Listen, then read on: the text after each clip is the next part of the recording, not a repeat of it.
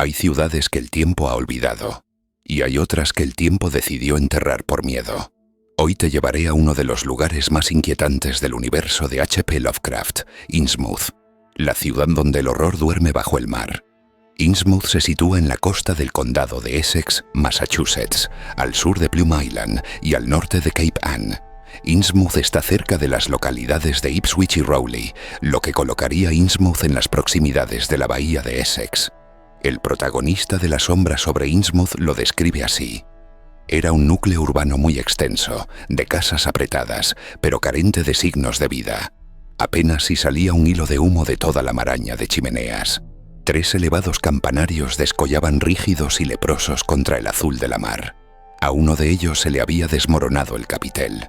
Los otros 2 mostraban los negros agujeros donde antaño estuvieran las esferas de sus relojes. La inmensa marca de techumbres inclinadas y buhardillas puntiagudas formaban un paisaje desolador. A medida que avanzábamos carretera abajo, descubrí que muchos de los tejados estaban totalmente hundidos. Había algunas casas grandes de estilo georgiano, con tejados de 4 aguas, cúpulas y galerías acristaladas. La mayoría de ellas estaban lejos de la mar, y 1 o 2 vi que todavía se conservaban en buen estado. En el espacio que había entre unas y otras se veía la línea herrumbrosa del ferrocarril abandonado, invadida de hierba, bordeada por los postes del telégrafo sin cables ya, y las huellas borrosas de los viejos caminos de carro que iban a Rowley y a Ipswich. El abandono y la ruina se hacían más evidentes en el barrio marinero, junto a los muelles. Sin embargo, en su mismo centro se alzaba la blanca torre de un edificio de ladrillo muy bien conservado, que parecía como una pequeña fábrica. El puerto, invadido por los bancos de arena, estaba protegido por un antiguo espigón de piedra, sobre el que se distinguían las menudas figuras de algunos pescadores sentados. En la punta del espigón se veían los cimientos circulares de un faro derruido. En el puerto se había formado una lengua de arena sobre la cual había unas chozas miserables, algunos botes amarrados y unas cuantas nasas diseminadas. El único sitio en que parecía haber profundidad era donde el río, una vez pasado el edificio de la Torre Blanca, daba la vuelta hacia el sur y vertía sus aguas en el océano, al otro lado del espigón. Los muelles de embarque estaban podridos de un extremo a otro. Los más ruinosos eran los de la parte sur, y allá lejos, mar adentro, pese a la marca alta, pude distinguir una raya larga y negra que apenas afloraba del agua y que al instante ejerció sobre mí una atracción singular y maligna. Era, sin duda alguna, el arrecife del diablo. Según la historia oficial, fundada en 1643, se estima una población actual de 556 habitantes. Los primeros en colonizar la región fueron miembros de las familias Hogg, Elliot, Marsh y Martin, de la cercana Newbury. En 1678, Thomas Martin abrió unos astilleros, industria que logró mantenerse gracias al cada vez más próspero comercio del bacalao. Poco después, se abrieron nuevos astilleros, no tardando en llegar la prosperidad a la ciudad. La primera travesía a las Antillas tuvo lugar en 1662 y fue seguida con los años por un comercio en continua expansión con las Indias Orientales, el Pacífico Sur y China. Los primeros comerciantes tuvieron en el contrabando su único recurso para evitar verse afectados por las disposiciones de las leyes de comercio británicas, cada vez más restrictivas. Los cargamentos ilegales eran descargados lejos de la costa y escondidos posteriormente en la ciudad mediante un complejo de cuevas marinas y túneles excavados que había bajo esta. Se supone que algunos de estos túneles, no usados hace mucho, continúan existiendo hoy en día.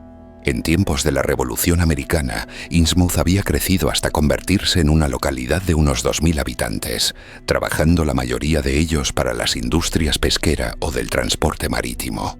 Para entonces, la ciudad ya se había expandido a ambas orillas del río Manuxet, que era cruzado por un puente construido sobre el barranco cercano al actual Main Street.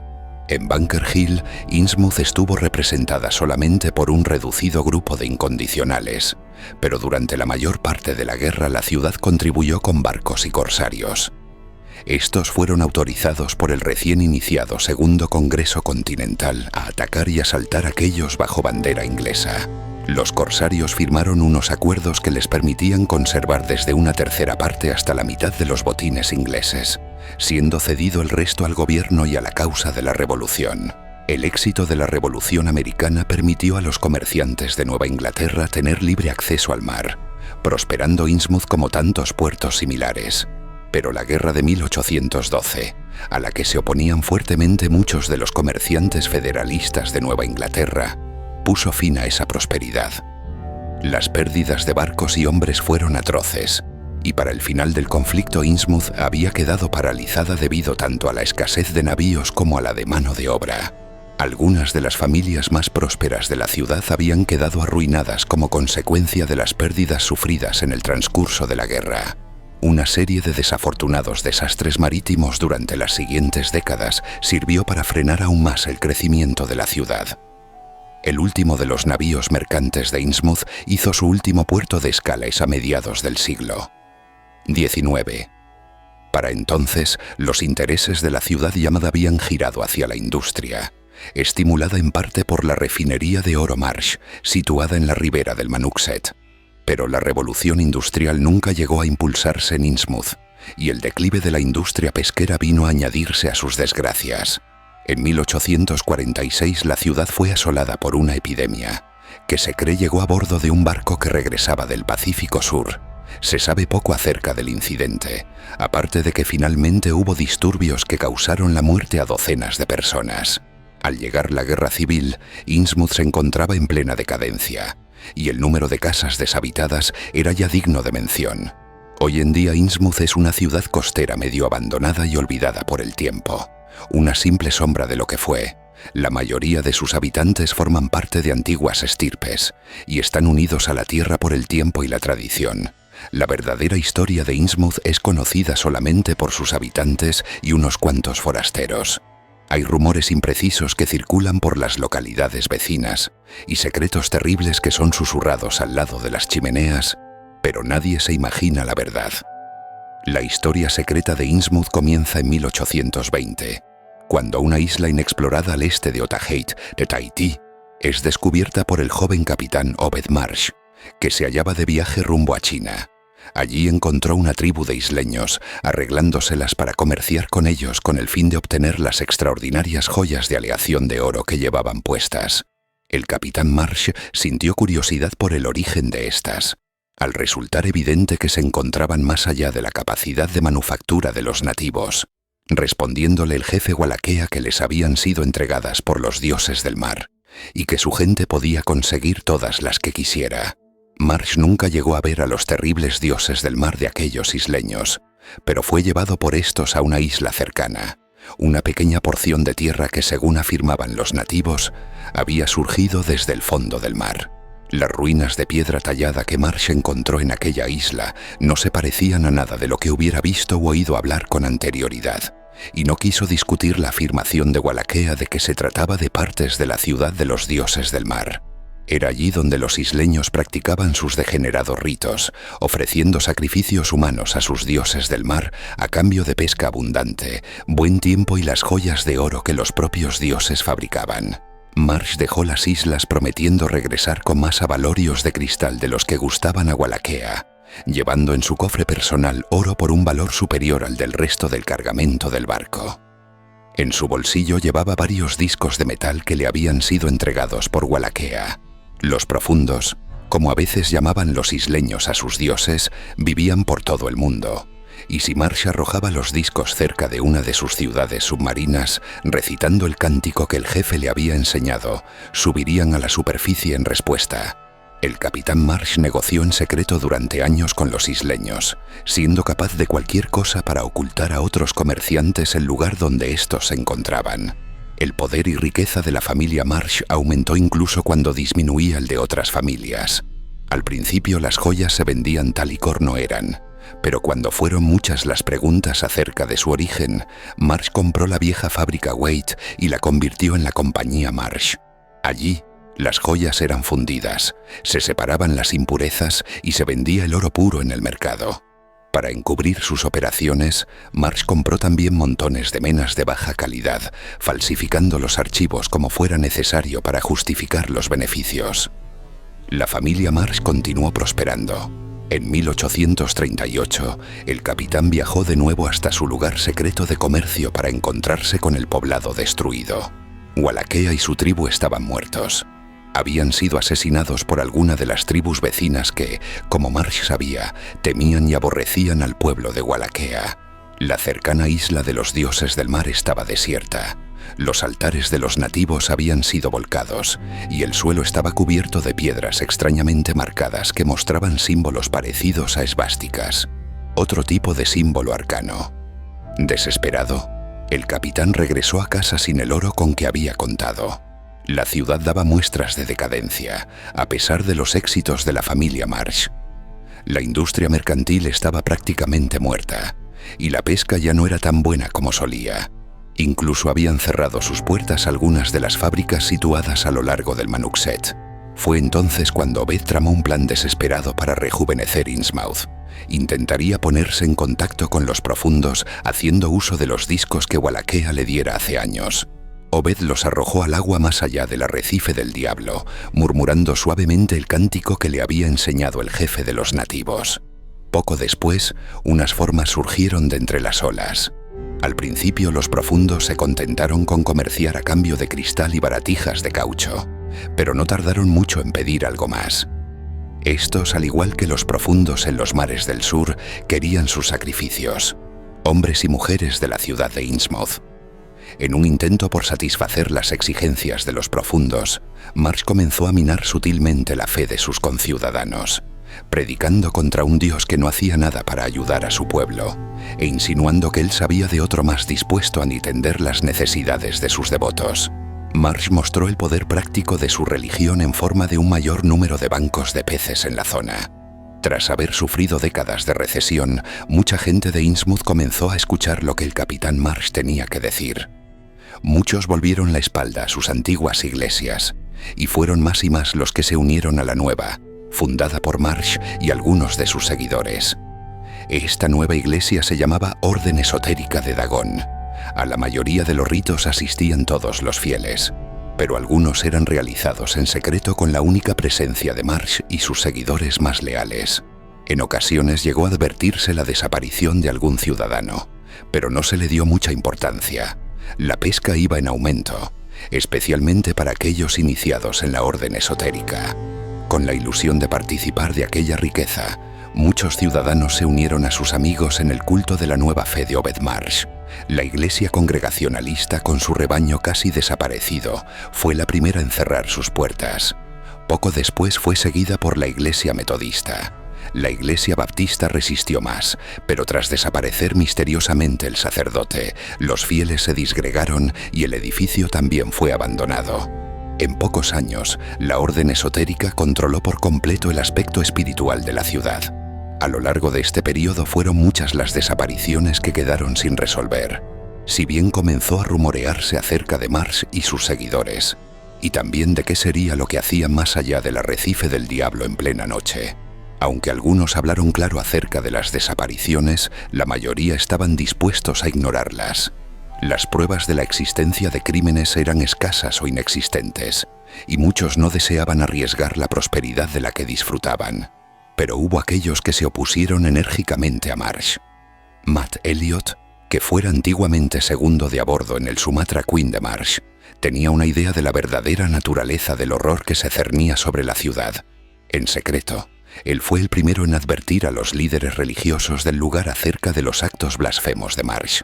Tras el cierre de las iglesias, Elliot se volvió más elocuente, intentando conseguir la ayuda de John Lawrence, editor del periódico Innsmouth Courier, el Correo de Innsmouth, así como de otros miembros influyentes de la logia francmasónica de Innsmouth.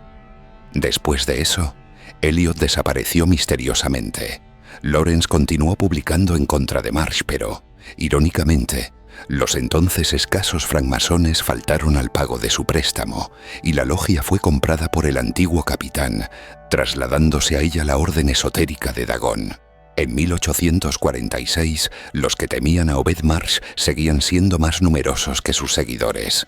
Comenzaron a extenderse sobremanera los rumores acerca de innumerables secuestros, sacrificios humanos y otras blasfemias demasiado terribles como para ser mencionadas. Una noche, un grupo de hombres siguió a Obed y los suyos hasta el arrecife del diablo. El resultado fue un pequeño tiroteo que terminó con la detención del capitán Marsh y 32 de sus seguidores, siendo todos ellos encarcelados como sospechosos de asesinato y secuestro. Pasaron 2 semanas antes de que la gente de Innsmouth sufriese el desquite de los profundos, saliendo en tropel del puerto y nadando corriente arriba por el Manuxet. Las horribles criaturas con cabeza de rana y pez, los dioses del mar de Wallachea, se vengaron de la ciudad. Asaltando la cárcel, liberaron a Marsh y sus seguidores. A esto siguieron los disturbios y el derramamiento de sangre en las calles. Una violencia que solo se detuvo cuando la mitad de los ciudadanos habían muerto o desaparecido. Las oficinas del Innsmouth Courier fueron destruidas y su editor no fue vuelto a ver jamás. Los representantes electos o los policías no aliados a Obed fueron hallados sin vida o desaparecieron sin dejar rastro. Obed tenía la ciudad en su puño. Reemplazando por hombres de su elección a los funcionarios asesinados, Marsh actuó con rapidez para asegurar que los ciudadanos supervivientes no contasen lo que había sucedido. Se divulgaron historias acerca de una extraña epidemia y unos disturbios, pero éstas no contenían detalles. Los pocos supervivientes temieron ir en contra de Obed, amenazados por la cercana presencia de las horribles criaturas marinas. En los años siguientes, muchos de ellos se unieron a la orden esotérica o fueron obligados a unirse. Ni siquiera Marsh sospechaba qué sería lo siguiente que los profundos exigiesen de Innsmouth.